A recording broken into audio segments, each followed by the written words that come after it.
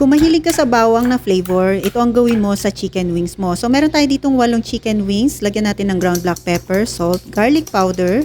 Massage natin, tapos ibabad lang natin na around 15 minutes. Habang nagbababad tayo ay maghiwa tayo dito ng bawang. Pinuhi lang natin ng konti, tapos sa isang plato maglagay tayo ng cornstarch. I-coat natin itong ating binabad na wings dito sa cornstarch. Tapos iprito natin sa kumukulong mantika ng around 7 to 8 minutes. Then alisin natin at i-double fry natin ng 1 to 3 minutes sa medium-high heat lamang. So, pagka nabaliktad na yan at naiprito na ng maayos, ay hanguin na natin.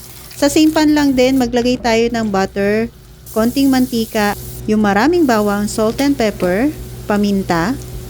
Halu-haluin natin. Tapos, pampalasa, lagyan natin ng honey, soy sauce.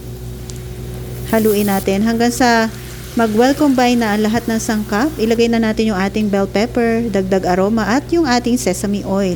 Ilagay na natin dito yung ipinrito nating mga manok. Halu-haluin natin hanggang sa ma-coat yung balat nito. Ready na itong ating honey garlic chicken wings. O diba? Ang sarap lang papakin. Tara, tikman na natin. Enjoy!